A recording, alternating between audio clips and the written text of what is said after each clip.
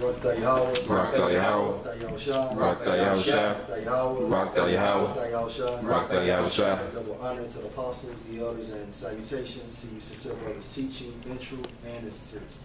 All right, it's GMS Mississippi Camp, GMS morning, and we finna get into a lesson just going into how Yahawashi, all right, was that lamb that reconciled the nation of Israel back to Yahweh, man. You know, we're gonna go through the precepts in the Old Testament and link it over the New Testament, man. And Lord willing, brothers and sisters be edified, man. You know. Ezekiel 45:15, and one lamb out of the flock, out of 200, out of the fat pastures of Israel, for a meat offering, and for a burnt offering, and for peace offerings, to make reconciliation for them, said Yahweh, Hashem Rashad. We're gonna focus on that word reconciliation, man. All right, and the animal, the lamb, man. You know, we're gonna go through the precepts and link everything together, man. But this was a protocol that Yahweh wanted for the children of Israel, man. You know, Yahawashi wanted for the children of Israel, man. So like, Verse 16, all the people of the land shall give this oblation for the prince in Israel. Verse 17, and it shall be the prince's part to give burnt offerings and meat offerings and drink offerings in the feasts and in new moons and in the Sabbaths and all solemnities of the house of Israel. He shall prepare the sin offering and the meat offering and the burnt offering and the peace offerings to make reconciliation for the house of Israel. For reconciliation for the house of Israel, man. All right, so we're going to concentrate on that word lamb, reconciliation in Israel, man. You know, go and get Exodus, bro. All right, Exodus 12:1. And this is the protocol for the Passover, man. You know, go ahead, bro. And Yahawashi spake unto Moses and Aaron in the land of Egypt, saying, this month shall be unto you the beginning of months. It shall be the first month of the year to you.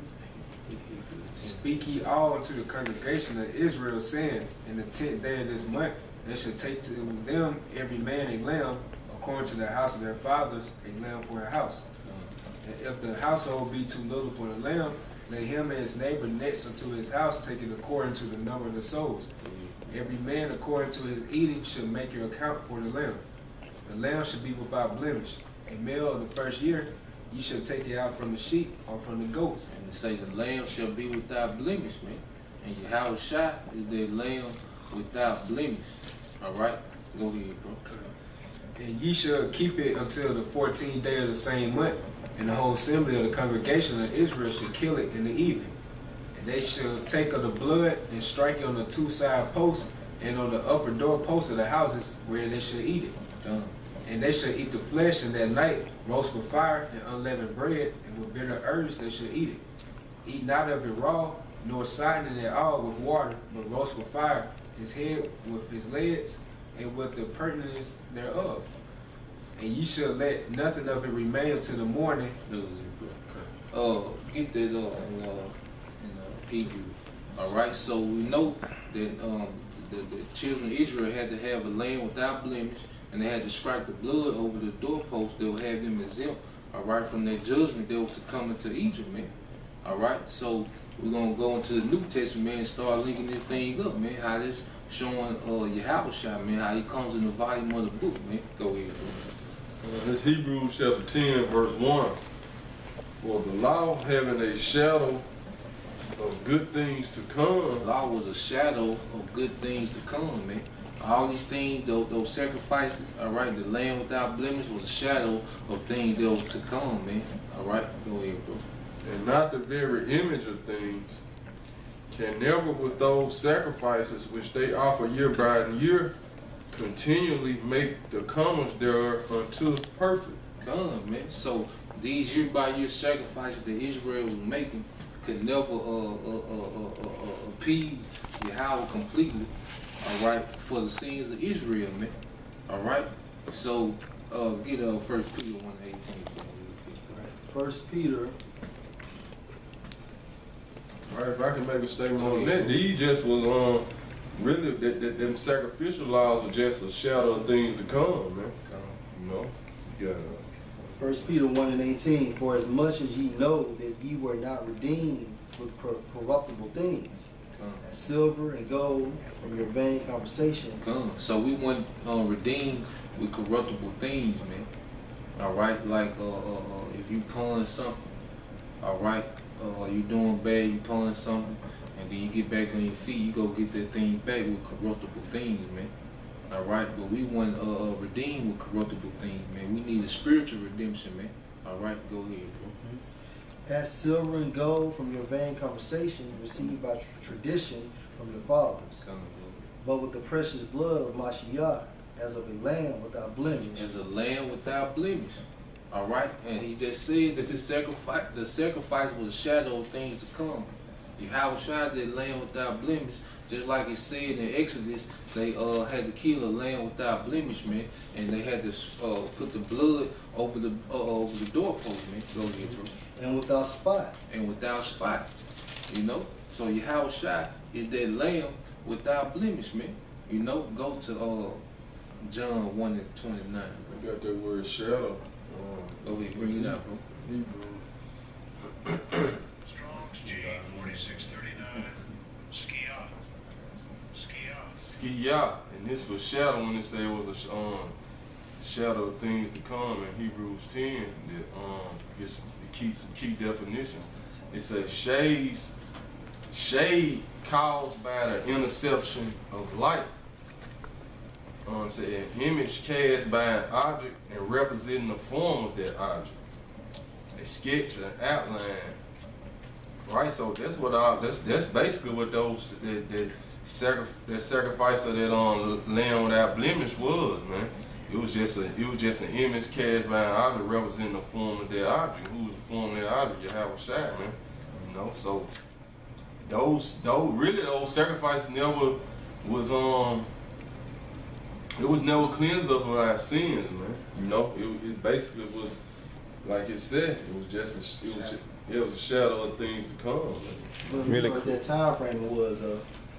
Blood. Yeah, the blood at that time frame, you know, because that was the purpose of the sacrifice. But like the brothers, you know, ultimately, you know what I'm saying, it wasn't. You know, well, ultimately, Yahawashi was that perfect that ultimate sacrifice. But at that time frame, it was set for them to cleanse the blood, man. Temporary. Yeah, it was temporary cleansing. But that's why I was basically saying that Yahawashi is that he lives in Hebrews. Because basically he could, you know, he still can mediate for you. But once those priests sacrificed those animals, then it was nothing else. You know, just in case some scoffer said something. I got a quick one, just to go into how Yahawashi was the only sacrifice that it had got to the point Israel, because see, Israel had got to the point they had some wickedness planned. They had their sacrifice already prepared. You can break down. This is Amos 5 and 22. Though ye offer me burnt offerings and your meat offerings, I will not accept them. Neither will I regard the peace offerings of your fat beasts. You know? So Yahweh had got so fed up with Israel, man.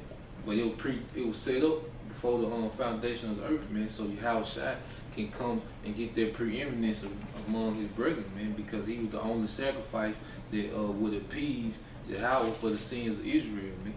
You know, you brought yours up? Yeah, I can get it right quick. It's going into like the Lamb version. This is Isaiah 55. That's like Isaiah 53 and 7.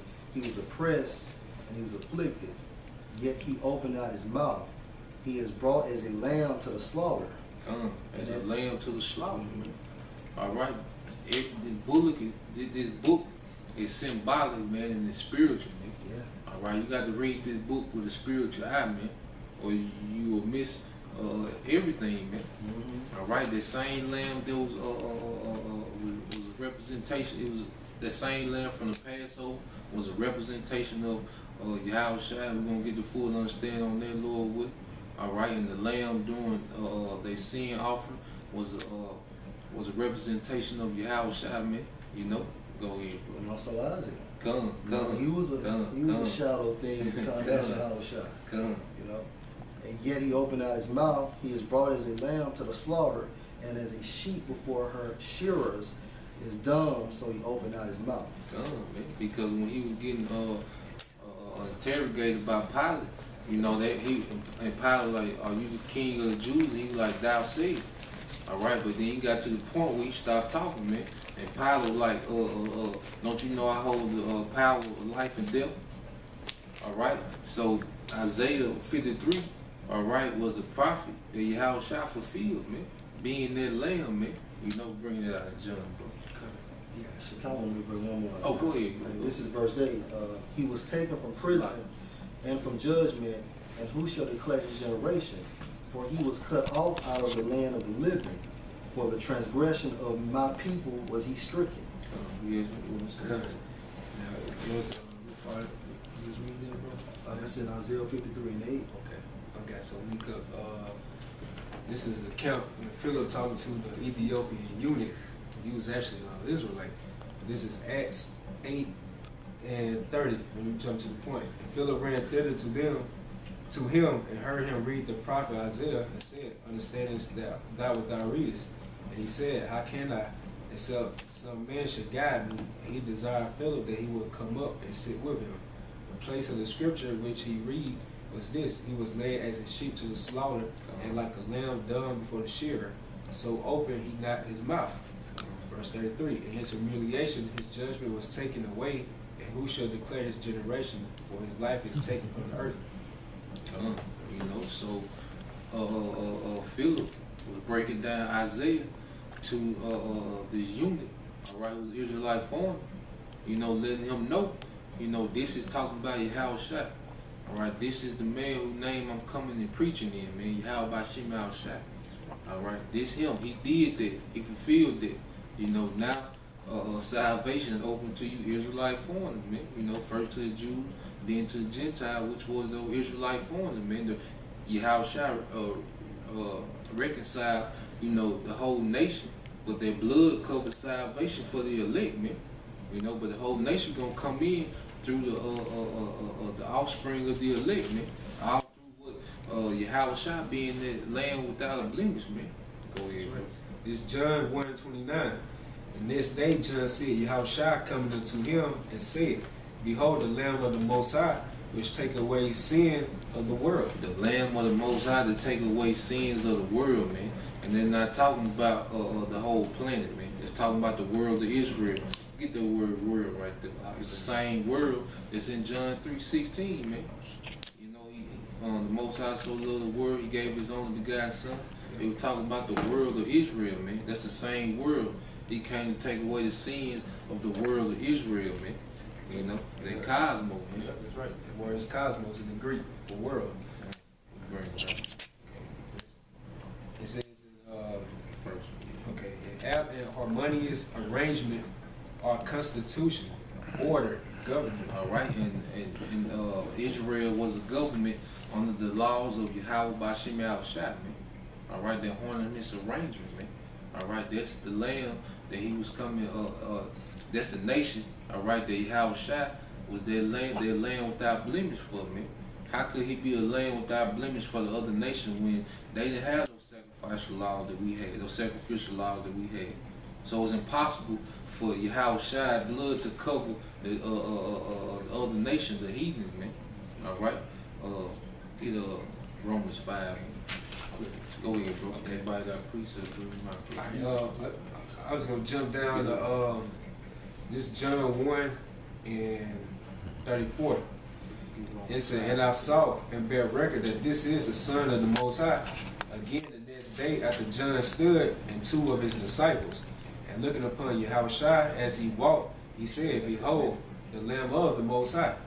You look at that word lamb in the Greek, it goes to this word called emnos. And it says a lamb. Then when you look up in the Greek lexicon, it goes into, it says, in these passages, I'm reading verbatim, Christ is likened to a sacrificial lamb on account of his death, innocently and patiently endured to expiate sin. And you look up that word expiate from the free dictionary, It says to atone for or redress sin or wrongdoing, make amends for. You had something? Okay. Yeah. Can I make a point? And just to back up the point about Yahawashi's blood, this is Hebrews 9:13. It says, "For the blood of bulls and of goats and the ashes of an heifer, sprinkling the unclean, sanctified to the purifying of the flesh." Verse 14, "How much more shall the blood of Mashiach, who through the eternal Spirit offered himself without spot to the Most High, purge your conscience from dead works to serve the living power." And that was the point. That's good. Yeah, go into Matthew. Now this is going into the Last Supper, is what the world know as the Last Supper. All right, before Yahawashi was taken, man, and crucified. All right, the Last Supper he had with the disciples, man. All right, pay attention to the word, man. All right, go ahead. This is Matthew 26:26. And as they were eating, Yahawashi took the bread and blessed it, and break it, gave it to the disciples, and said, "Take it, this is my body." And remember, in the first passage, though, it was required for them to eat bread too, man. That unleavened bread, man. All right, going to a shadow of things to come, man. All right, and now we eat of that bread of Yahawashi, and that's the understanding of these scriptures, man. That's why we see brothers link up from different cities. They say we breaking bread. Right. All right, that means we getting into the understanding. I'm getting some of his understanding. He getting some of my understanding. Getting some of his understanding. Brothers breaking bread, man. Go ahead, bro. And he took the cup and gave thanks, and gave it to them, saying, "Drink it, all of it." Keep going. Yeah, keep going, bro. "For this is my blood of the New Testament, Come. which is shed for many for the remission of sins." To shed for many for the remission of sin. All right, the New Testament. All right. I got a quick one link Go up, ahead, you bro. know, like Ephesians 1:7, "In whom we have redemption through his blood, the forgiveness of sins according to the riches of his grace." Come, man. All right, so that blood with that forgiveness of sin, that death, man. All right, it pleased the Most High to do that to Yahawashi, man, to reconcile the nation of Israel. The actual lamb and sheep, they couldn't do it no more. The rams and bulls, all right, it wasn't enough anymore, man. All right, Israel needed Yahawashi, man. That's why he worthy to be praised, man. That's why he has his preeminence, man. Get that Hebrew 8. Yahawashi actually, he's living. Come. He's actually living in the spirit world. Come. Like once you sacrifice these rams, doves, and turtle doves, so on and so forth, that's it. Come. And not to mention how people became wicked because they had that stuff premeditated. Come. I'm gonna break this law, Come. but I'm gonna kick off this ram, these doves, and here we are today. Get that on Hebrew 8, then you can bring yours out. You got it. Okay, it You got says that wrong. Yeah, I got you. Come. That's all. Hebrews 8:7. For that first covenant had been faultless, then should no place have been sought for the second. All right, he said that first covenant would have been faultless, then with no place being for the second. Okay, so the first covenant, all right, was given to Moses. All right, Moses sacrifice made by blood. He sprinkled on the nation of Israel, but we couldn't keep that covenant because we couldn't keep those laws perfectly, man. All right, the creature was made subject to go out, man. Subject to vanity, man. All right. So the first covenant, it wasn't nothing wrong with the law, because those same laws we're gonna rule the government. We gonna govern the world with, man. But it was with us, man. It was just that sacrificial part of the law. It was just a shadow of things to come.